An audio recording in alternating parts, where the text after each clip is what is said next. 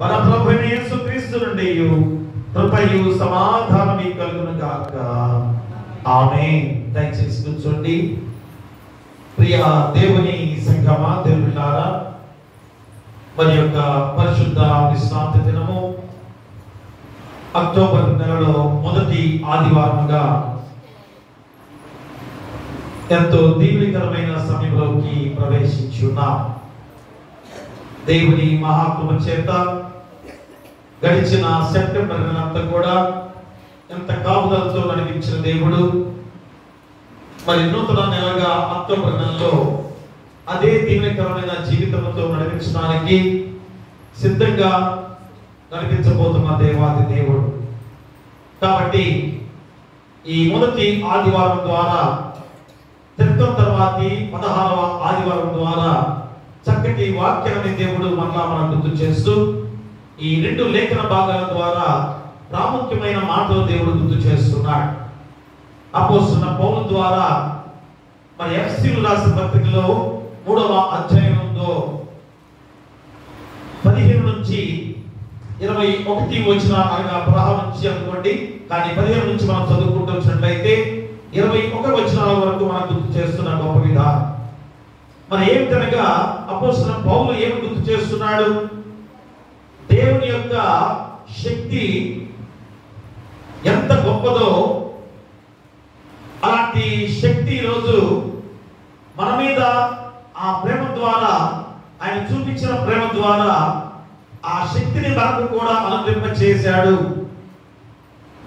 దేవుని ప్రేమ మన మీద చూపించిన విధానంలో ఆ దేవుని శక్తిని మనపై కూడా కుమ్మరించాడు అనేది అపోస్తలుడైన పౌలు బోధన ద్వారా, మా అపోస్తలుడైన పౌలు చెప్పబడిన వాక్యం ద్వారా ఈరోజు ఎంతో దీవెనకరమైన వాక్యాన్ని మనకి గుర్తు చేసిన విధానం.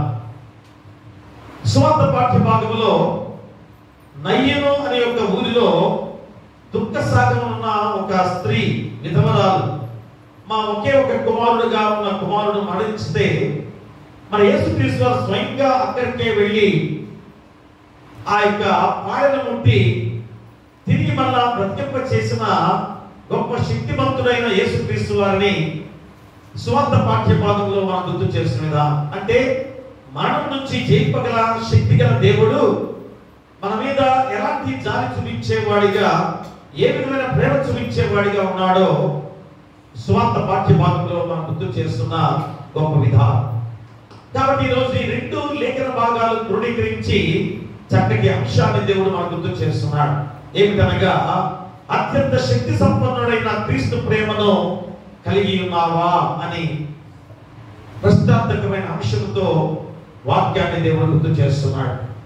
మా అత్యంత శక్తి సంపన్నుడైన క్రీస్తు ప్రేమను కలిగి ఉన్నావా? ఎందుకంటే ఎంతటి శక్తివంతుడు దేవుడు. ఆ శక్తిని పొందుకున్న మనందరం కూడా ఎలా ఉండాలి? ఆ క్రీస్తు ప్రేమను కూడా మనము ఎదుటివాడి ఎలా చూపించాలి అని యేసు క్రీస్తు వారి ద్వారా ఈరోజు మనం గుర్తు చేసే గొప్ప వాక్యం. అదే అపోస్తలుడైన పౌలు కూడా అదే గుర్తు చేస్తున్నాడు. మరి శక్తి సామర్థ్యాలు కలిగిన అందరం కూడా అది దేవుని శక్తి ద్వారా పొందుకున్నాం కనుక మనం ఒకరి ఒకరు ప్రేమతో జీవించాలి అని అపోస్తలుడైన పౌలు కూడా అదే మాటగా గుర్తు చేస్తున్నాడు. ఎందుకంటే స్వార్థ పాఠ్య భాగంలో మా అంత్యక్రియలు అంటే చివరి ఆ గడియలు ఏదైతే ఆ యొక్క అప్పుడు దాకా శవమన్న ఇంట్లో ఉంటుంది కదా, మన కుటుంబాల్లో అందరి కుటుంబాల్లో మనందరం చూసిన వారిని.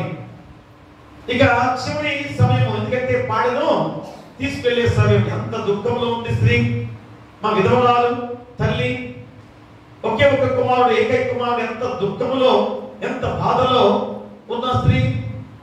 అంతటి ఆ దుఃఖంలో దుఃఖ సాగరంలో జీవిస్తున్న ఆ స్త్రీ పట్ల దేవుడు చూపించిన దయ, మా దేవుడు చూపించిన కనికరము, వాత్సల్యం ఎంత గొప్పదో, అది ఎంత శక్తివంతమైందో మనం గమనించాలి. కాబట్టి దేవుడి ప్రేమలో ఉన్న శక్తి మనకు కూడా అనుగ్రహింపబడింది కనుక మనం ఆ శక్తివంతమైన జీవితంతో ఎదుటివాడి ఎలా ప్రేమ చూపించేవాడిగా ఉంటే ఎంత శక్తివంతులుగా వారు కూడా ఉంటారు అనే ఆ గొప్ప భావంతో కూడిన వాక్యమే ఈరోజు మనకిచ్చిన ఈ అంశం. అని అత్యంత శక్తి సంపన్నుడైన క్రీస్తు ప్రేమను కలిగి ఉన్నావా? చూడండి, మూల వాక్యంగా అపోస్తలుడైన పౌలు ఎఫెసీయులకు రాసిన పత్రిక 3వ అధ్యాయము 20-21 వచనాలు మూల వాక్యంగా మనం చదువుకుందాం. మనలో కార్యసాధకమైన తన శక్తి చొప్పున మనము అడుగు వాటిని అన్నిటికంటేనూ ఊహించు వాటికంటేనూ అత్యధికంగా చేయ శక్తి గల దేవునికి క్రీస్తు యేసు మూలముగా సంఘములో తరతరములు సదాకాలం మహిమ కలుగును గాక. ఆమేన్. ప్రియ దేవుడా, మనలో కార్యసాధకమైన తన శక్తి చొప్పున మనం అడుగు అన్నిటికంటేనూ ఊహించు వాటన్నిటికంటేనూ అత్యధికంగా చేయ శక్తి గల దేవునికి క్రీస్తు యేసు మూలముగా సంఘములో తరతరములు సదాకాలం మహిమ కలుగును గాక. చూడండి, దేవుని శక్తి ద్వారా ఎలాంటి ప్రేమను పొందుతున్నాం? ఆ క్రీస్తు ప్రేమ మనలో ఎంత శక్తిని ఇచ్చింది. అలాంటి శక్తివంతమైన జీవితంతో ఉన్న మనం కూడా మా సంఘంలో ఉన్న ప్రతి వారిని కూడా అదే ప్రేమతో చూపించిన అదే ప్రేమ మనం చూపించిన వారు కూడా శక్తివంతులుగా ఉంటారు. అదే కదా ఆ విధవరాలుగా ఉన్న తల్లి పట్ల ఆ దేవాది దేవుని మహాప్రేమ, ఆ కనికరము చూపించిన గొప్ప విధానమే ఆ తల్లి ఎంత శక్తివంతురాలైంది. ప్రియదేవరా, ఈరోజు మనం కూడా అందుకనే సంఘము గురించి మనం గుర్తు చేస్తూ మా సంఘంలో తరతరములు సదాకాలము మహిమ కలుగును గాక. ఆమేన్ అనే మాట ఈరోజు ఈ యొక్క మూల వాక్యం ద్వారా వాక్యాన్ని సిద్ధపరచిన దేవుడు. కాబట్టి మా ఆయనకున్న పేరు ఏమిటి? సర్వశక్తిమంతుడు అనే పేరు ఆయనకున్నది. ఏం పేరుంది? సర్వశక్తిమంతుడు అనే పేరు. ఆయన యేసు యొక్క శక్తి అతీతమైంది. ఇక ఎవరికి కూడా అంతటి శక్తి లేని వారు ఈ లోకంలో ఎవరు కూడా ఆయనకి తగ్గ శక్తిమంతుడు ఎవరు లేరు అనేది కూడా మనందరికీ తెలిసిన విషయమే. అంటే అద్వితీయమైనది, అపారమైనది, అద్భుతమైనది, మరి ఆశ్చర్యకరమైనది, అరుదైనది ఆయన శక్తి అనేది ఈరోజు మనం గమనించాలి. చూసారా ఎంత శక్తి ఆయనకున్నదో, ఎలాంటి శక్తివంతమైన దేవుడుగా ఈరోజు మనకి తోడుగా ఉన్నాడో మనందరం కూడా గుర్తెరగాలి. కానీ ఆయన శక్తి ఇంతగా మనపై చూపించినా కానీ మనము ఇలాంటి శక్తివంతులుగా ఉన్నామో లేదో ఆలోచన చేసుకున్నట్లయితే ప్రియ దేవుడా, మనం ధ్యానించినవే కాక ఇప్పుడు మనం చెప్పుకున్న శక్తివంతమైన ఈ మాటలే కాక ఇంకా అనేకమైన కార్యములు మన యేసుక్రీస్తు వారి యొక్క శక్తికి నిదర్శనాలుగా ఉన్న సందర్భాన్ని కూడా మనం గుర్తు చేసుకోవాలి. ఏమిటది? ఆ సముద్రమును గద్దించాడు, సముద్రమును గద్దించాడు, ఇంకా సముద్రంపై నడిచాడు, సముద్రమును ఆరిన నేలగా చేసి మా ఇందులో షడ్రక్ మెషక్ అబేద్నెగోలను ఆ సింహం బోనులోంచి రక్షించిన దేవుడు, ఇంకా దానియేలు సింహం బోనును రక్షించిన దేవుడు, ఆ షడ్రక్ మెషక్ అబేద్నెగోలను అగ్నిగుండంలోంచి రక్షించిన దేవుడు. చూడండి ఎంత శక్తివంతుడిగా ఉన్నాడో. ఎందుకంటే అగ్ని ఈ రోజు మనల్ని ఎంతగా దాని నుంచి తప్పించుకోలేము కదా. అగ్ని మనకి రగిలిందంటే దాన్ని ఆపడానికి ఎన్ని ప్రయత్నాలు చేస్తాం. సముద్రము ఎంత శక్తి కలిగింది.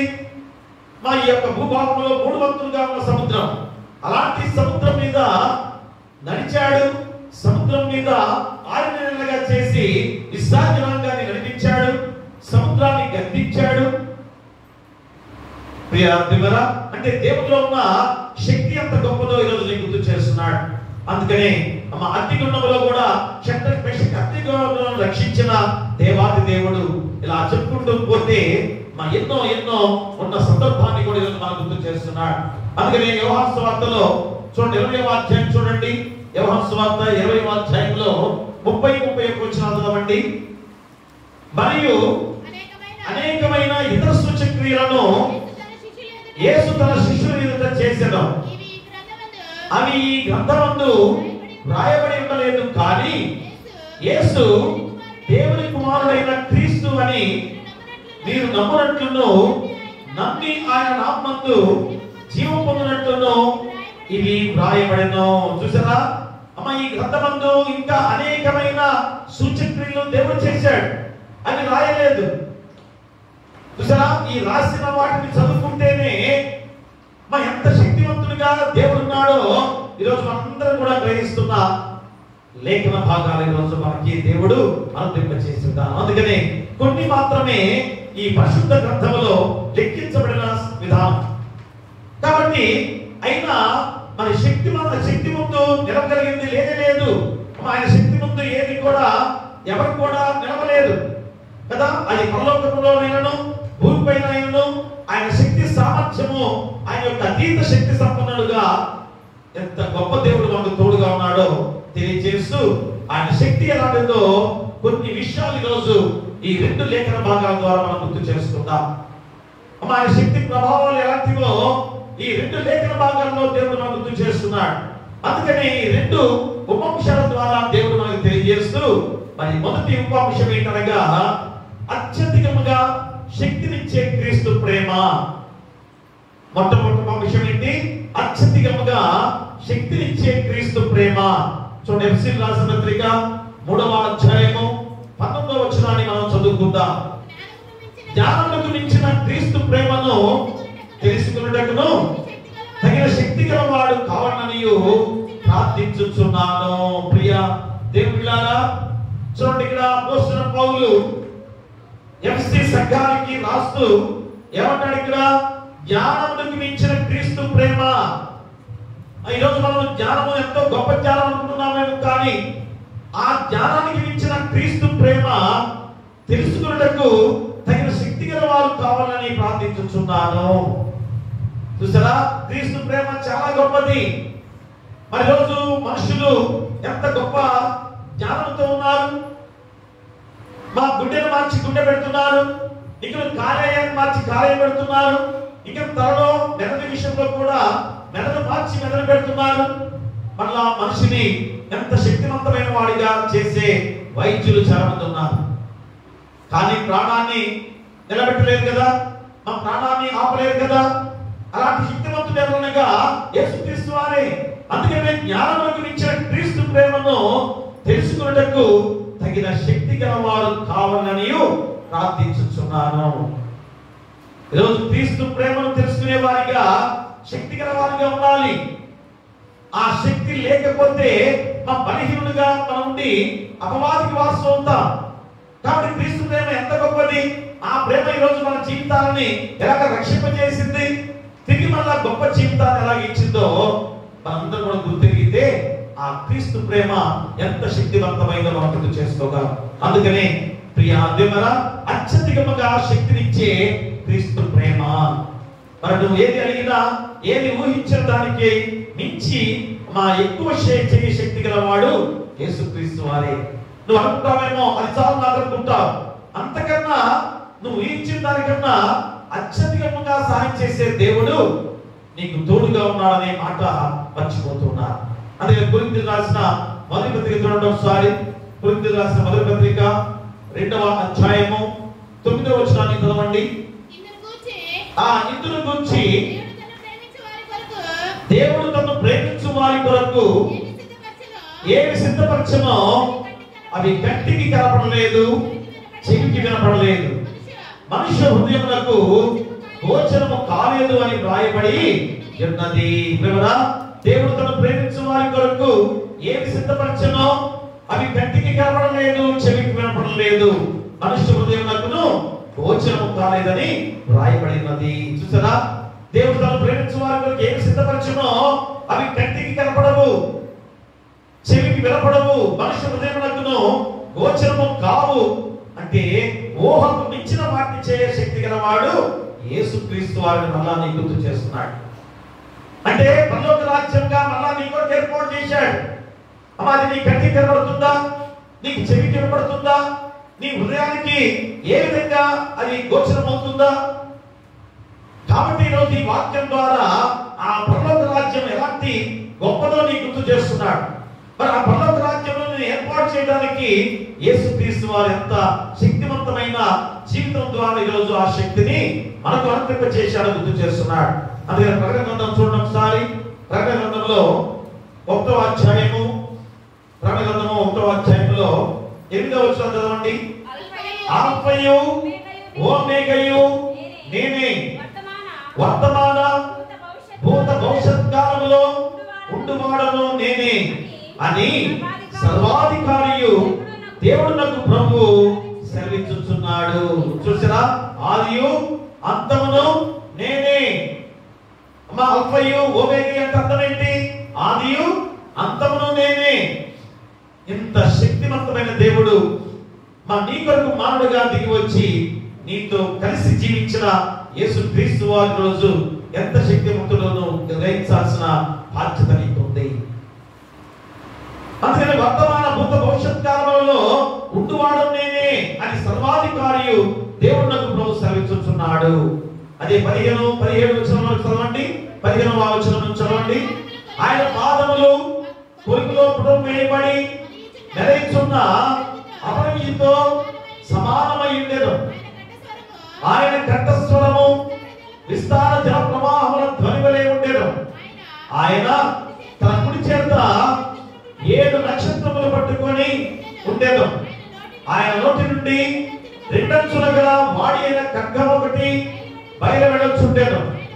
ఆయన ముఖము మహా తేజస్సుతో ప్రకాశించుచున్న సూర్యుని వలె ఉండెను. నేను ఆయన చూడగానే చచ్చిన వారి వలె ఆయన పాదముల యొద్ద పడితిని. ఆయన తన కుడి చేతిని నా మీద ఉంచి నాతో ఇట్లనెను, భయపడకము. ప్రేమరా, ఇంత అభయాన్ని ఇచ్చిన దేవుడు ఎంత శక్తివంతుడో 15వ వచనము 16వ వచనము 17వ వచనాల వల్ల మీరు గుర్తు చేసుకుంటే అంత శక్తి గల దేవుడు నీతో ఏమన్నాడు? భయపడకము అని గుర్తు చేస్తున్నాడు. ప్రేమరా, భయపడకము అని గుర్తు చేస్తున్నాడు. ఎందుకు భయపడుతున్నావు? మా దేనికి నువ్వు భయపడుతున్నావు? ఆలోచన చేస్తున్నావా?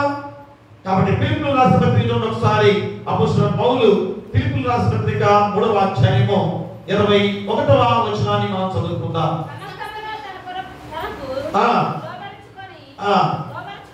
సమస్తమును తనకు లోబర్చుకొనచాలని శక్తిని బట్టి ఆయన మన దీన శరీరమును తన మహిమగల శరీరమునకు సమరూపముగా గల దానిగా మార్చును.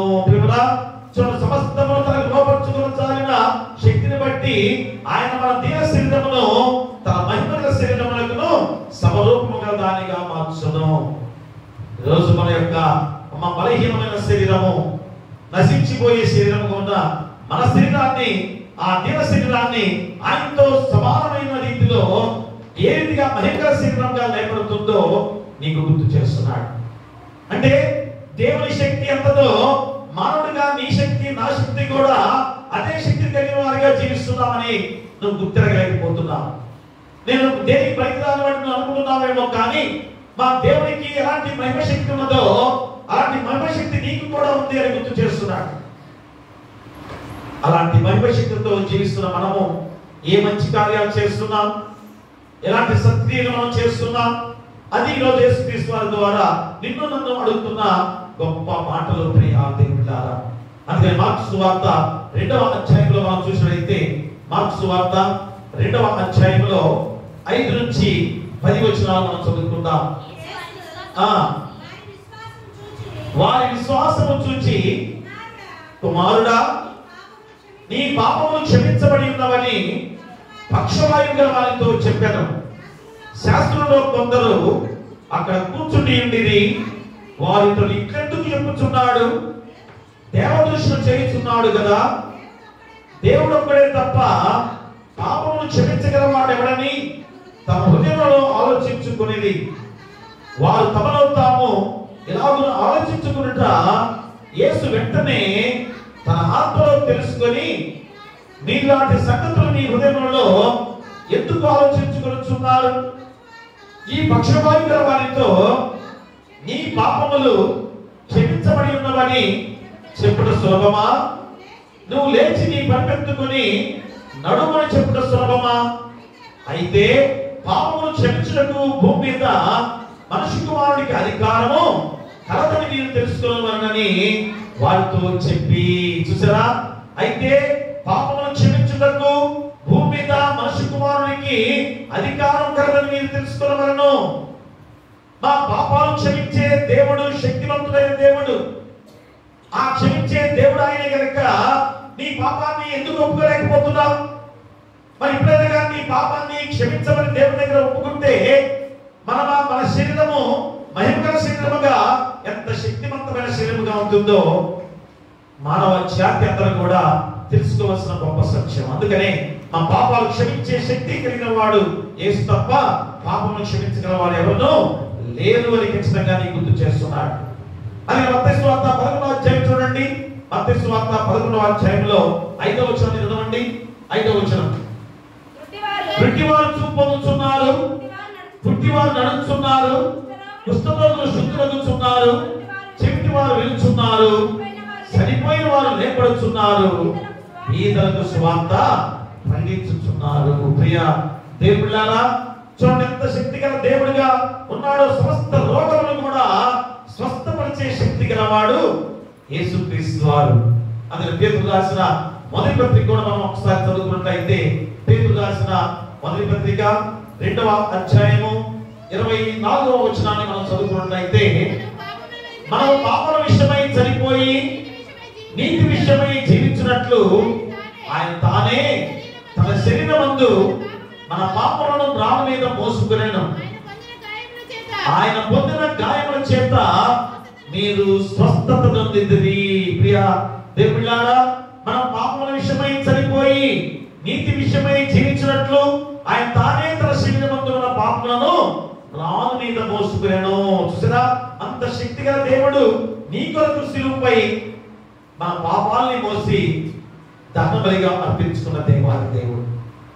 ప్రియరా, కాబట్టి ఆ శక్తిగల దేవుడు ఎందుకని నిన్ను నన్ను అదే శక్తివంతులుగా చేయాలని ఆయన చూపించిన మహాప్రేమ, గొప్ప ప్రేమ, ఆశ్చర్యమైన ప్రేమ, కల్వరిలోని ప్రేమ, ముకంటే బలమైన ప్రేమది నన్ను జయించి ప్రేమ, ఆశ్చర్యమైన ప్రేమ, మునుగిన ప్రేమ, నరలో పాపిని వెదకిన ప్రేమ, నన్ను కరుణించి ఆదరించి సేవించి నిత్య జీవమిచ్చే, నన్ను కరుణించి ఆదరించి సేవించి నిత్య జీవమిచ్చే, ఆశ్చర్యమైన ప్రేమ, కల్వరిలోని ప్రేమ, మరణము కంటే బలమైన ప్రేమది నన్ను జయించెని ప్రేమ, ఆశ్చర్యమైన ప్రేమ, నా స్థితి చూచిన ప్రేమ, నాపై జాలిని చూపిన ప్రేమ, నాకై పరుగెత్తి కౌగిలించి మోదాడి కన్నీరు తుడిచే, నాకై పరుగెత్తి కౌగిలించి మోదాడి కన్నీరు తుడిచే, ఆశ్చర్యమైన ప్రేమ, కల్వరిలోని ప్రేమ, మరణము కంటే బలమైన ప్రేమది నన్ను జయించెని ప్రేమ, ఆశ్చర్యమైన ప్రేమ. ప్రియ దేవుళ్ళారా, ఎంత గొప్ప ప్రేమ, ఎంత ఆశ్చర్యమైన ప్రేమ దేవాది దేవుడు మనపై చూపించిన దేవుడు. అలాంటి ప్రేమను పొందుకున్న మనందరం కూడా ఎంత శక్తివంతులుగా ఉన్నా, మన శక్తి నీలో ఏమైపోయింది? అలాంటి శక్తివంతులుగా ఉన్న నీవు ఈ లోకంలో ఎందుకు నువ్వు జీవించలేకపోతున్నావు? అపవాదికి ఎందుకు వారసులుగా ఉంటున్నావో ఆలోచన చేసుకోవాలి. అందుకని మత్తయి సువార్త 8వ అధ్యాయంలో 16 నుంచి 17 వచనాల్లో, మార్కు సువార్త 5వ అధ్యాయం 9వ వచనములలో 7 దెయ్యములు పట్టిన మగ్దలేని మరియను సేన అని పిలువబడుతున్న ఆ దెయ్యాలు ఆమెను పట్టుకున్నాయి. అనగా అనేకములు, సేన అంటే అర్థం ఏంటి? అనేక దెయ్యాలు ఆమెను పట్టుకున్నాయి. దెయ్యాలంటే ఏమనుకుంటున్నాం మనము? మనం చనిపోయిన వారు ఆత్మలు ఏవో పట్టుకున్నాయని చెప్పేసి అనుకుంటుంటారు కదా. మనందరూ ఇప్పుడు కూడా అదే ఆలోచన చాలా మందికి ఉంటూ ఉంటుంది కదా. చాలా మంది ఏదే అంటారు, అయ్యా మా పిల్ల, మా పాప ఇలాగ అయిపోయింది, అలాగ అయిపోయింది, ఏదో దెయ్యం పట్టింది అని అంటుంటారు. మన కుమారుడికి ఏదో దెయ్యం పట్టింది అని అనుకుంటుంటారు. ఎవరంటే ఫలానావాడు ఫలానా అని చెప్పేసి అంటుంటారు. కానీ మన దేవుని వాక్యం ఏం చెబుతుంది? మనుషులను మట్టికి మార్చి మన దేవుడు దయచేసిన ఆత్మ ఎక్కడికి వెళ్తుంది? దేవుని చెంతకే వెళుతుంది. మా మనుషులని మట్టితో చేసిన ఈ మట్టి శరీరము మట్టిలో కలిసిపోయిన కానీ దేవుడు దయచేసిన ఆత్మ ఎక్కడికి వెళ్తుంది? దేవుని చెంతకి వెళ్తుంది. మరి ఇంకేమిటి? మా ఆ మనిషి ఆత్మ, ఈ మనిషి ఆత్మ, నా ఆత్మ, నీ ఆత్మని అవన్నీ కూడా ఎవరో పట్టుకున్నాయనే ఆలోచన ఎందుకు చేస్తున్నా? అవన్నీ కూడా సురక్షితంగా మా దేవుని చెప్తే ఉన్నది అనేది గుర్తు చేసుకోవాలి. కానీ ఇక్కడ సేన అంటే అనేక దెయ్యములు ఏమిటి? మనలో ఉన్న చెడు లక్షణాలే. మా శరీర కార్యాలు ఏమో గంతి పత్రికలో చెప్తున్నాం కదా, అలాంటి చెడు జీవితాలే. మనలో ఉన్న చెడు స్వభావము, అసూయ, ద్వేషాలు, మా చెడ్డ గుణాలు, వ్యభిచారాలు, మా ఇంకను పోకిరి శాస్త్రం, ఇవన్నీ కూడా మనలో ఉన్న చెడు లక్షణాలు, చెడు గుణాలు. అవే సేన అంటే అనేక దెయ్యాలను పట్టుకొని పీడిస్తున్నాయి అనేది నువ్వు ఆలోచన చేసుకోలేకపోతున్నావు. కాబట్టి ఆ దెయ్యాలు ఏ విధంగా తీసివేసుకోవాల్సిన బాధ్యత మా అందరిపై ఉన్నది కూడా నీకు గుర్తు చేస్తున్నాడు. అందుకనే మా పాపములు క్షమించే ఆ దేవుడు ఏ విధంగా నీ పట్ల జాలి చూపించేవాడున్నాడు. కాబట్టి నీలో ఉన్న అనేక ఆ చెడు లక్షణాలు ఎందుకు తొలగించలేకపోతున్నావు? అందుకనే ఆయన దురాత్మలపై శక్తి కలిగిన వాడు అనేది కూడా అది గుర్తు చేస్తున్నాడు. అంటే అంతటి శక్తి కలిగిన వాడు మనపై చూపించిన ప్రేమ అపారమైనది, అంతం లేనిది. ఆకాశం అంత ఉన్నతమైనదో అంత ఉన్నతమైన క్రీస్తు ప్రేమ మనపై చూపించిన దేవాది దేవుడు. ప్రేమరా, చూసారా ఎంత గొప్ప ప్రేమ మనపై చూపించాడు? అంత శక్తి కలిగిన వాడు ఏ విధంగా మనపై చూపించిన ప్రేమ? యేసయ్య నామం శక్తి గల నామం, సాటి లేని నామం, మధుర నామం. యేసయ్య నామం శక్తి గల నామం, సాటి లేని నామం, మధుర నామం. పాపము పోవును, భయమును పోవును, పరమ సంతోషము భక్తుల జీయును. పాపము పోచబడాలి, పాపము పోవును, భయమును పోవును, పరమ సంతోషము భక్తుల జీయును. యేసయ్య నామం శక్తి గల నామం, సాటి లేని నామం, మధుర నామం. పరిమళ తైలము యేసయ్య నామం, భూమిలో సువాసన తీర్చేటి నామం. పరిమళ తైలము యేసయ్య నామం, భూమిలో సువాసన తీర్చేటి నామం. యేసయ్య నామం శక్తి గల నామం, సాటి లేని నామం, మధుర నామం. సాతాను సేనను జయించేటి నామం, పాపి పిశాచిని తరిమేటి నామం. అలాంటి మాటలందరూ కూడా సాతాను సేనను జయించేటి నామం, పాప పిశాచిని తరిమేటి నామం. అలాంటి సాతాను సేనను నీ నామం, పాపి పిశాచిని తరిమేటి నామం. యేసయ్య నామం శక్తి గల నామం, సాటి లేని నామం, మధుర నామం. ప్రియా దేవుడా, ఎంత అపారమైన దేవుని ప్రేమ! అమ్మ, ఎంతటి పై భాగం గాని కింది భాగం గాని ప్రక్క గాని మొత్తం కూడా ఆవరించిన దేవుని ప్రేమ, మా లోకంలో చూపించే ఆ ప్రేమ నీపై నాపై చూపించిన ప్రేమ. అందుకే దేవుని ప్రేమ పైన పరిశుద్ధుల యొద్ద, క్రింద ఉన్న పాతాళం అనగా శ్రమపడుచున్న, కష్టపడుచున్న, నీతి నిమిత్తము మా శ్రమపడుచున్న దేవుని నుండి త్రోవ తప్పిన వారందరికి కూడా ఆయన చూపించిన ప్రేమ మహా గొప్ప ప్రేమ. అంటే సర్వం కూడా మా సృష్టి యావత్తు కూడా ఎంత ప్రేమ చూపించాడు ప్రతి ఒక్కరి విషయంలో. మా ఆకాశం ఉన్న వారిపై చూపించాడు, పాతాళం ఉన్న వారిపై చూపించాడు, ప్రక్క వైపు, ఇటువైపు, అటువైపు, అన్ని వైపులు కూడా ఆయన చూపించిన గొప్ప ప్రేమ. అందుకని అన్ని సమయంలో అందరి ఎల్ల, అన్ని వయసుల వారి ఎల్ల, సర్వ ప్రపంచం మీద ఆవరించిన ప్రేమ యేసు ప్రేమ. అందుకనే ఇక్కడ ఏమంటాడు అపోస్తలుడైన పౌలు, ఎంత చక్కటి మాటలుగా గుర్తు చేశాడనగా అపోస్తలుడైన పౌలు చాలా ప్రాముఖ్యమైన మాట గుర్తు చేస్తున్నాడు. చూడండి అక్కడ 15వ వచనం, క్రీస్తు మీ హృదయంలో విశ్వాసం ద్వారా నివసించున్నట్లుగాను తన మహిమైశ్వర్యం చొప్పున మీకు దయచేయవలననియు మీరు దేవుని సంపూర్ణత యందు పూర్ణులైనట్లుగా ప్రేమ యందు వేరుపారి స్థిరపడి సమస్త పరిశుద్ధులతో కూడా దాని వెడల్పు, పొడుగు, లోతు, ఎత్తు ఎంతో గ్రహించుకున్నట్టును. ప్రియమరా చూడండి, ఇక్కడ ఏమంటాడు? ప్రపంచమంతయు అంటే ఆయన ప్రేమ వైశాల్యంతో చూపిస్తున్నాడు. దేవుని ప్రేమ వైశాల్యం అంటే ప్రపంచంతో కూడా చూపించే ప్రేమ.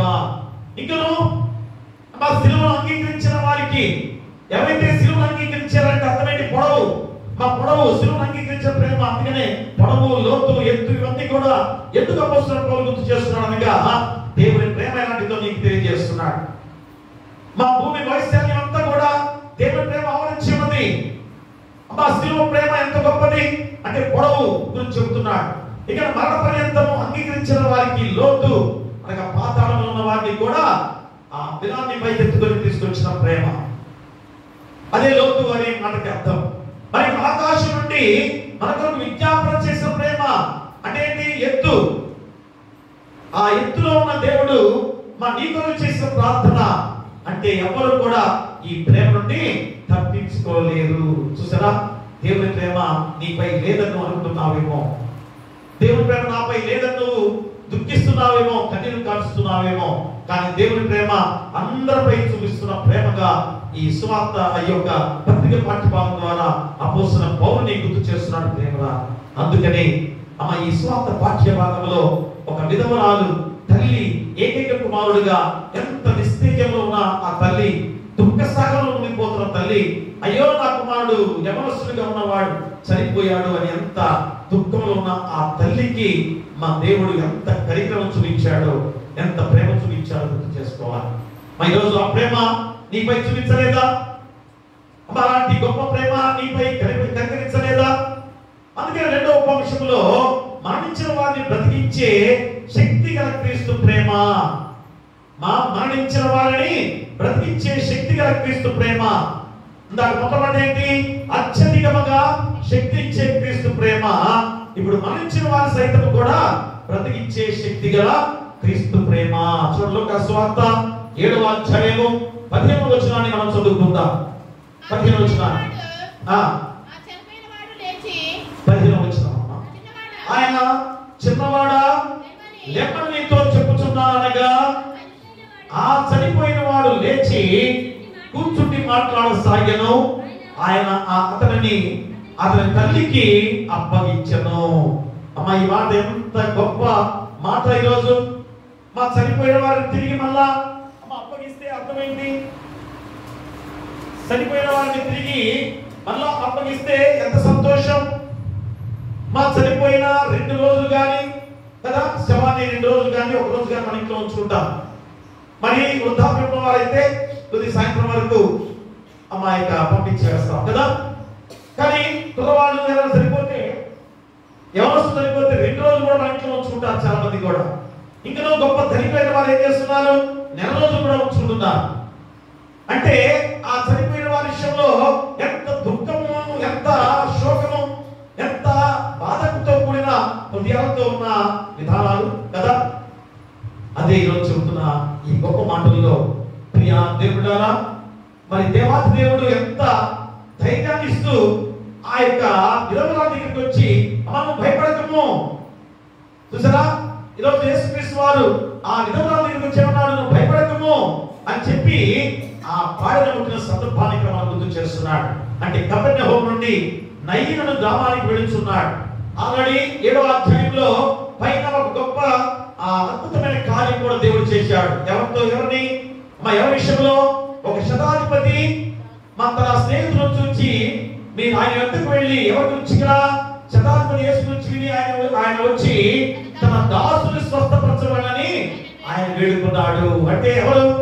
ఆ శతాధిపతి దాసుడు పనివాడి గురించి. చూడండి ఎంత గొప్ప వాక్యం. 7వ అధ్యాయం అంతా కూడా యేసుక్రీస్తు వారు చేసిన ప్రేమ చూపించిన కనికరం ఎంత గొప్పదో చూపించినప్పుడు ఒక శతాధిపతి దాసుడిపై చూపించిన ప్రేమ కనికరం ఎంత గొప్పదో కూడా గుర్తు చేస్తున్నాడు. అది జరిగిన తర్వాత కపెర్నహూము నుంచి నయీను గ్రామానికి వెళుతున్నాడు. వాటి మధ్య దూరము 15 మైళ్ళ కంటే ఎక్కువైనప్పటికీ విధవరాలి కుమారుని బ్రతికించుటకు నడిచి వెళుతున్నాడు యేసుక్రీస్తు వారు. మరి ఎంత గొప్ప ప్రేమ చూసారా? మా నయీను గ్రామం 15 మైళ్ళు. ఈరోజు 1 కిలోమీటర్ నడవడమే కష్టం కదా. మరి 15 మైళ్ళు అంటే ఎన్ని కిలోమీటర్లు చూడండి. అక్కడ దాదాపు 25 కిలోమీటర్లు దగ్గరగా ఉంటుంది కదా. అన్ని కిలోమీటర్లు అన్ని మైళ్ళు 15 మైళ్ళు కైనా పైన ఉండే దూరాన్ని నడుచుకుంటూ యేసుక్రీస్తు వారు వెళ్ళారు. అంత ప్రేమ నీలో పెంచుకున్నావా? అలాంటి ప్రేమ నీలో ఉందా? అలాంటి కనికరం మనలో ఉందా? ఒక్కసారి ఆలోచన చేసుకోవాలి. నీపై చూపించిన ఆ కనికరము, ప్రేమ, జాలి, దయ మనపై ఉండాలని ఈ రోజు అపోస్తలుడైన పౌలు ద్వారా నీకు గుర్తు చేస్తూ ప్రార్థిస్తున్న గొప్ప విధానం. అందుకనే మా విధవరాలి కుమారుని బ్రతికించుటకు నడిచి వెళుచున్నాడు. మరి మనల్ని బ్రతికించడానికి పరలోకాన్నే విడిచి లోకానికి వచ్చిన దేవాది దేవుడు చూసారా? ఈ రోజు ఆ విధవరాలి కుమారుని బ్రతికించడానికి 15 మైళ్ళ దూరం వెళ్ళాడు కదా. కానీ ఈ రోజు నువ్వు తెలుసుకో సత్యం ఏంటి? నిన్ను నన్ను మనందరిని బ్రతికించడానికి పరలోకం నుంచి దిగి మన దగ్గరికి దిగి వచ్చిన దేవాది దేవుడు ఎంత దూరం ప్రయాణం చేశాడు. ఎంత గొప్ప స్థానం నుంచి ఈ నీచమైన స్థానానికి దిగి వచ్చాడు. చూసారా? అది ప్రేమ కాదా? కాబట్టి మనం బ్రతికించడానికి పరలోకాన్నే విడిచి లోకానికి వచ్చిన వాడు. అది లూకా సువార్త 7వ అధ్యాయంలో 12వ వచనం చదవండి. ఆయన ఆ ఊరికి ఎవరి వద్దకు వచ్చినప్పుడు చనిపోయిన ఒకరు వెలుపలికి మోసుకుని పోబడుచుంటారు. అతని తల్లికి అతను ఒక్కడే కుమారుడు, ఆమె విధవరాలు. ఆ ఊరి జనుడు అనేకులు ఆమెతో కూడా ఉండిరి. ప్రియారా, అంటే చనిపోయిన కుమారుని తీసుకువస్తున్న వారికి ఎదురు వెళ్ళుచున్నాడు. మా చనిపోయిన శవం ఎదురుగా ఎవరైనా వెళ్తారా కదా? చాలా మందికి ఆ చనిపోయిన శవానికి ఎదురుగా వెళ్ళొద్దని చెబుతుంటారు తల్లి. అరే శవం వస్తుంది, ఎదురు వెళ్ళొద్దు, పక్కెళ్ళు అని చెప్పేసి అంటుంటారు కదా, అంటున్నారు కదా. కాదని నిజమే, శవానికి ఎదురుగా మీరు రావద్దు అని చెప్పేసి గంతిస్తుంటారు. కానీ ఈరోజు యేసుక్రీస్తు వారు శవం ఎదురుగా వచ్చాడు అని గ్రహిస్తున్నామా? మరి ఎవరు నేర్పించారు మనకి శవం ఎదురుగా వెళ్ళవద్దని? ఎవరు చెప్పారు నీకు? మరి క్రైస్తవులుగా దేవుని వాక్యాన్ని వింటూ కూడా అయ్యా శవానికి ఎదురుగా వెళ్ళొద్దు అని మాట ఎక్కడ నేర్చుకున్నాం, మనం ఎక్కడ తెలుసుకున్నాం? కానీ దేవుని వాక్యం యేసుక్రీస్తు వారు మా శవానికి ఎదురుగా వెళుతున్నాడు. మరి క్రైస్తవుడు ఎలాంటి పరిస్థితుల్లో అయినా ఎదురు వెళ్ళాలి, మా ప్రేమను చూపించాలి. కాబట్టి మా ఎదురు వెళ్ళి ఏ విధంగా పాడగొట్టిన సందర్భాన్ని కూడా మనం గుర్తు చేస్తున్నాడు. అందుకని 11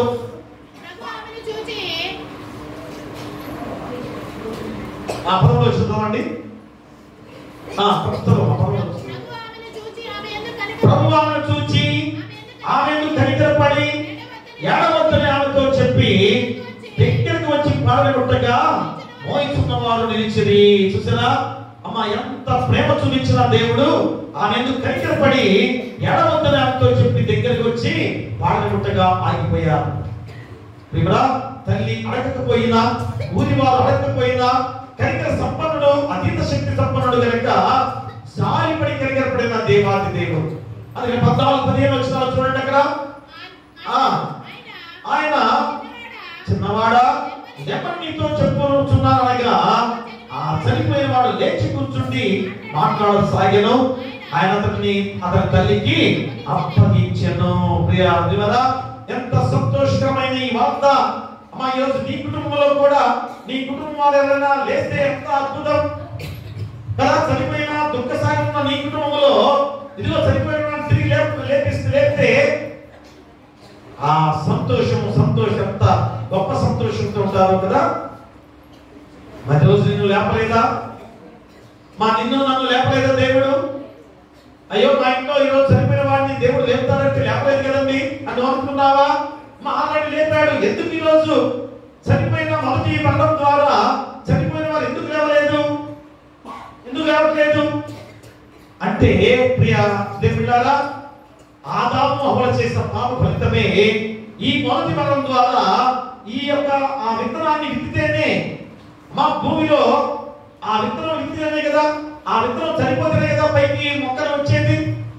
అందుకని దేవాది దేవుడిగా ఈ చనిపోయిన విధానంలో మనందరూ కూడా మళ్ళా తిరిగి మన దేవుడి చెంతకు చేర్చబడే గొప్ప విధానం, అంటే తిరిగి శక్తివంతులుగా మార్చబడే గొప్ప విధానాన్ని గుర్తు చేస్తున్న గొప్ప విధానమే.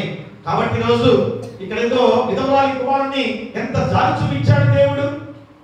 మరి నాపై ఎందుకు చూపించలేదు తండ్రి అని చెప్పేసి మొదలు పెడుతున్నావు కదా. మీ కుటుంబంలో ఎవరైనా చనిపోతే అదే ఏడుస్తుంటారు కదా, అయ్యో నా దేవుడు నాపై ఎందుకు జాలి చూపించలేదు, యవనస్తుడిగా ఉన్న నా కుమారుడు మరణించాడే అని దుఃఖంతో దేవుడిపై నిందలు వేస్తూ ఉంటారు చాలా మంది కూడా కదా. మా అందరినీ బ్రతికించాడు దేవుడు, అందరినీ బ్రతికించిన శక్తి గల దేవుడు నిన్ను నన్ను మనందరినీ కూడా తిరిగి బ్రతికింపజేసి ఆయన చెంత దగ్గర పెట్టుకున్నాడు. ఎందుకని ఈ లోకం అపవాది వేషింపజేస్తున్న లోకం కనుక మళ్ళా ఈ లోకంలో ఉంచితే మా లోకంలో ఉంటే మళ్ళా పాపం చేస్తున్నాం కదా. ఈరోజు ఎన్నిసార్లు మనం పాప విముక్తులుగా చేశాడు దేవుడు, ఎన్నిసార్లు నిన్ను గద్దించి మళ్ళా తిరిగి మంచివాడిగా చేశాడు. అయినా కానీ మళ్ళా పాపంలోనే జీవిస్తూ మన జీవితాలు ఈరోజు ఎంత భయంకరంగా ఉన్నాయో కనుక ఈ లోకం మంది కాదు కనుకనే తీసుకెళ్లి సురక్షితంగా దేవుడి చెంతే నిన్ను దాచిపెట్టుకున్నాడు. ఈరోజు నువ్వెంత సంతోషపడాలి, ఈరోజు ఎంత ఆనందపడాలి మనందరం కూడా.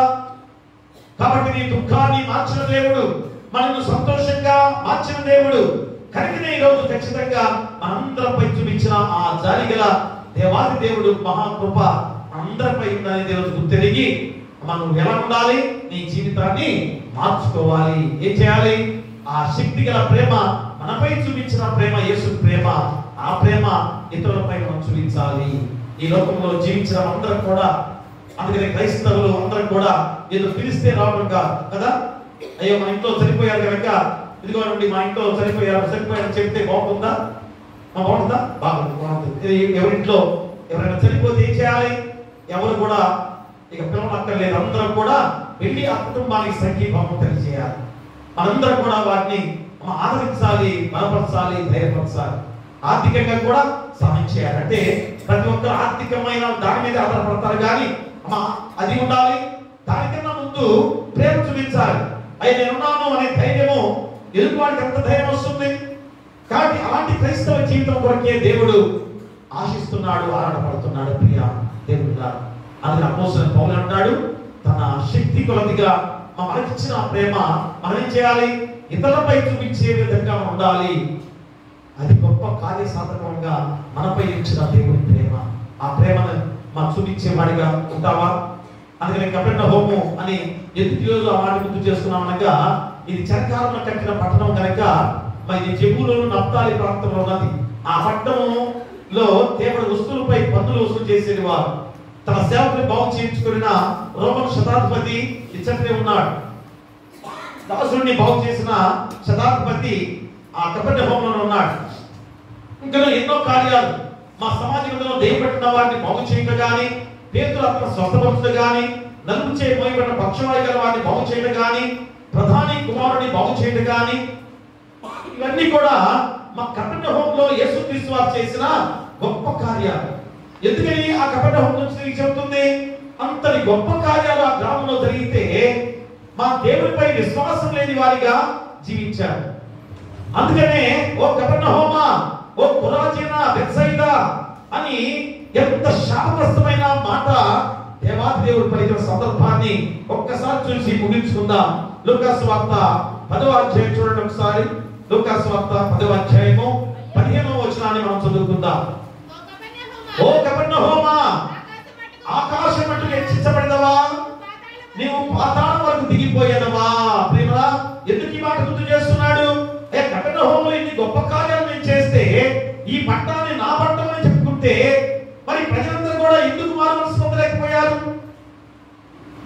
అందుకని దేవుని శాపము మరలా ఆ పట్ట మీద కుమ్మరించిన సందర్భాన్ని హెచ్చరికతో ఈరోజు నీకు గుర్తు చేస్తుంది. అందుకే ఈరోజు సవడం ప్యారిష్ గురించి కూడా, సంఘాన్ని గురించి కూడా దేవుడు హెచ్చరిక చేస్తూ గుర్తు చేస్తున్నాడు. కాబట్టి హోమలో ఎన్ని గొప్ప కార్యాలు చేశాడు. మా ఈరోజు మన సంఘంలో కూడా ఎన్ని గొప్ప కార్యాలు జరిగా తెలియదా? ఎన్నో గొప్ప కార్యాలు అది చెప్పడానికి కూడా ఒక లిస్టు సరిపోదు.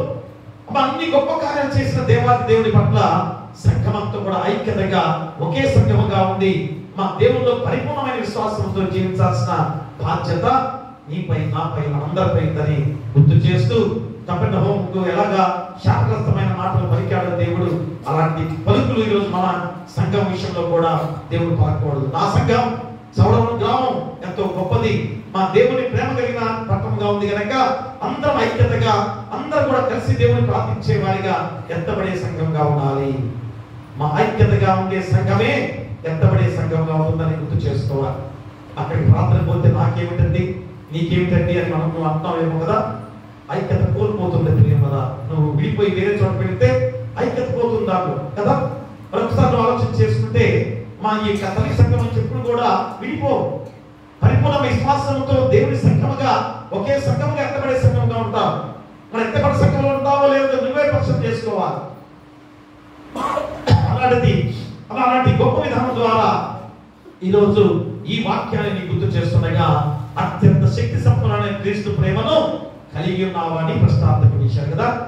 మరి ఇంత ప్రేమ చూపించిన దేవుడి పట్ల నువ్వేం చేయాలి?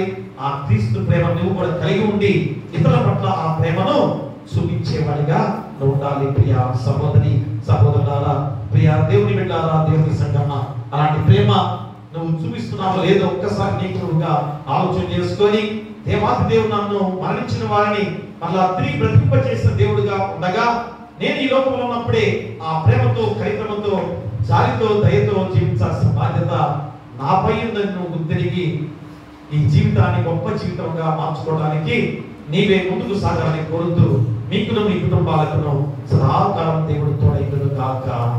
ఆమేన్. సమస్త జ్ఞానం ఇచ్చిన దేవుని సమాధానము యేసుక్రీస్తు వల్ల మీ హృదయములకును మీ తలంపులకును కావలియుండును గాక. ఆమేన్. దేవా నా యందు శుద్ధ హృదయము చేయుము,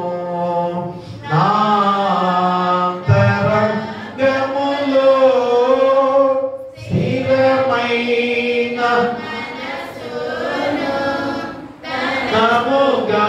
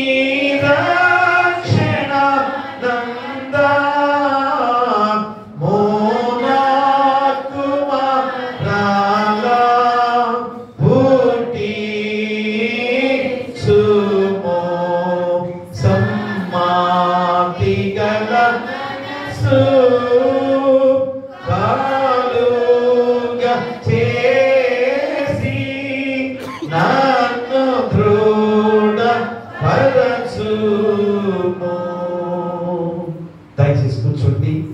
తొమ్మిది కానుక ముప్పై కానుక తెచ్చినట్టే ముందుకు వచ్చి దేవుని ఆశీస్సులు పొందుకోవాల్సిందిగా కోరి ప్రార్థిస్తున్నా.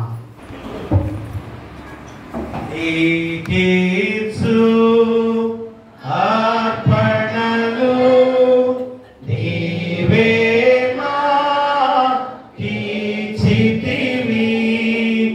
మాకున్న సకల మాకున్న సకల మా ప్రభువా యవి నీవే కదా. నీకిచ్చు అర్పణలు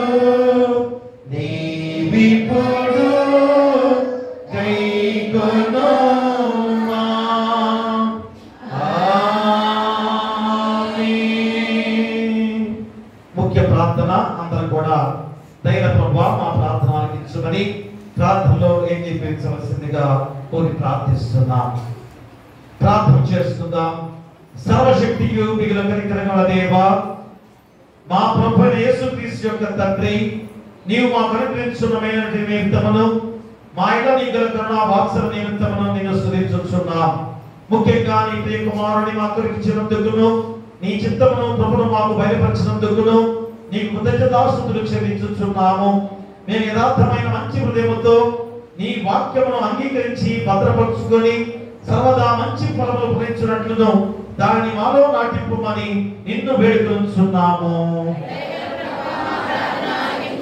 రక్షణ కలిగించండి. వాక్యం అందరి పవిత్రమైన బోధయందు నీ సార్వత్రిక సంఘమును కాపాడియలు మరియు అందువలన నీ యందు మాకు గల విశ్వాసం బలపడి సకల జనుల మాలో ప్రేమ వృద్ధి పొందినట్లు అనుగ్రహించు మరియు మిగులు మనపూర్వకముగా నిన్ను వేడుకొంచున్నాము.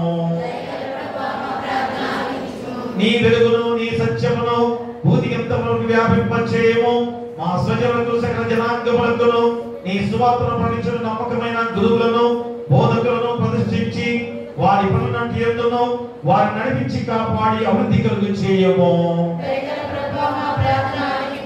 సంఘములకు సంబంధించిన శాస్త్ర పాఠశాలను వేద పాఠశాలతో పాఠశాలను దీవించుము. వారి నుండి వాక్య సేవ యందును రోగులకును కష్టంలో ఉండు వారికి బీదలకును పరిచర్య చేయటి యందును జీవనోపాయమంటి యందును నిన్ను సేవించు స్త్రీ పురుషులు బయలువెళ్ళినట్లు అనుగ్రహించుమని వినయముతో వేడుకొంచున్నాము.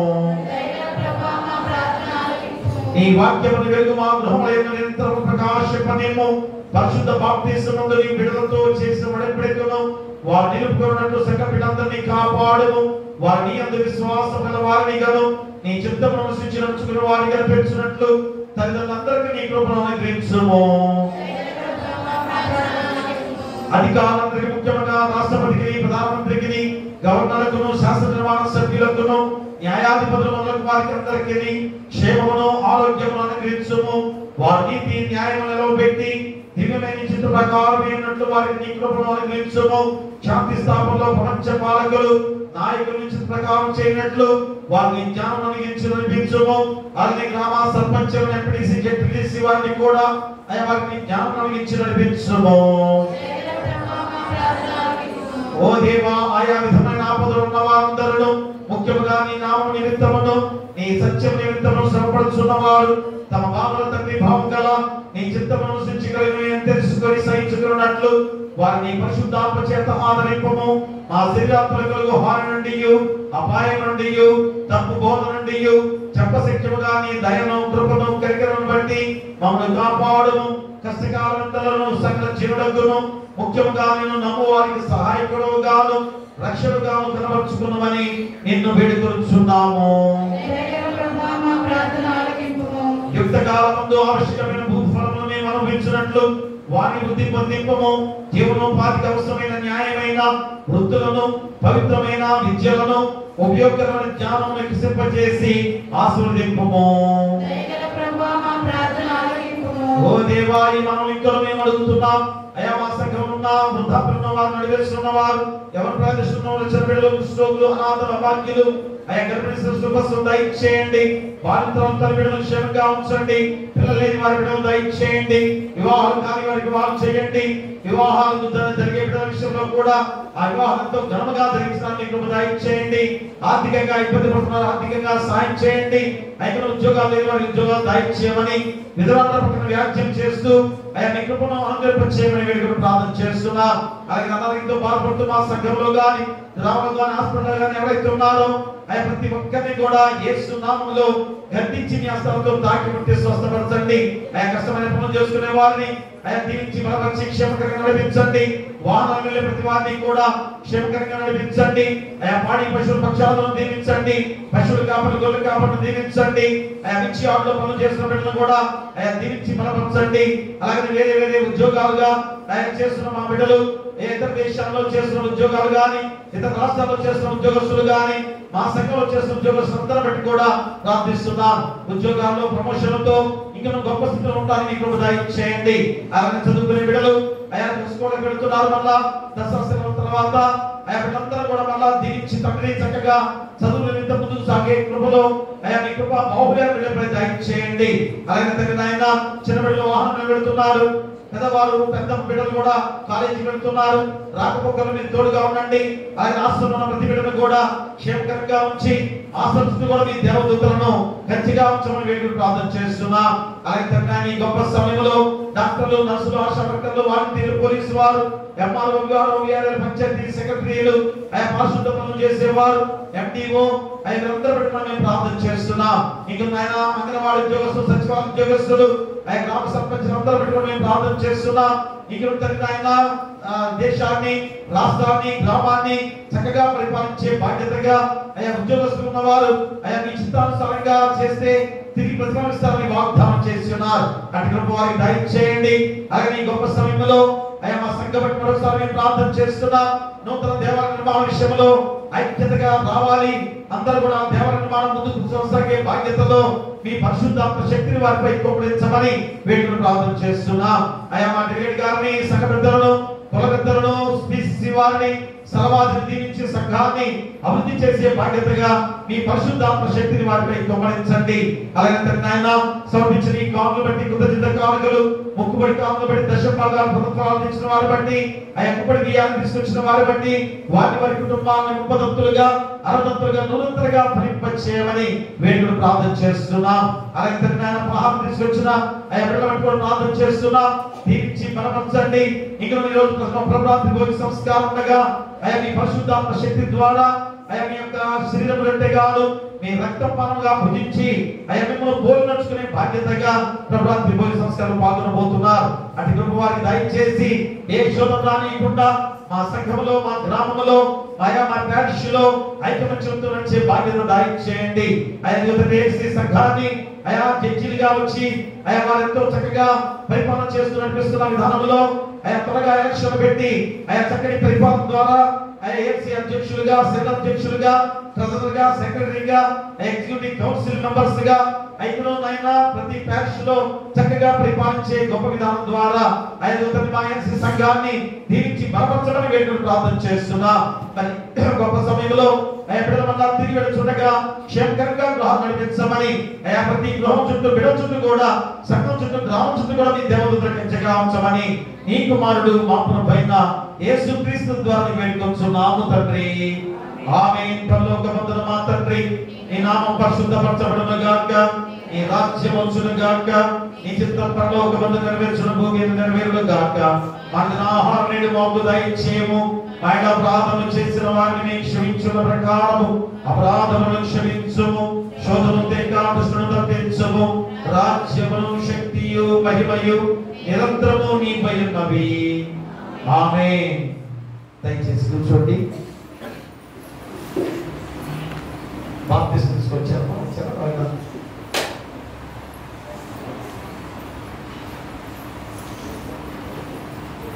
వివాహ ప్రకటన చదువుతున్నాను.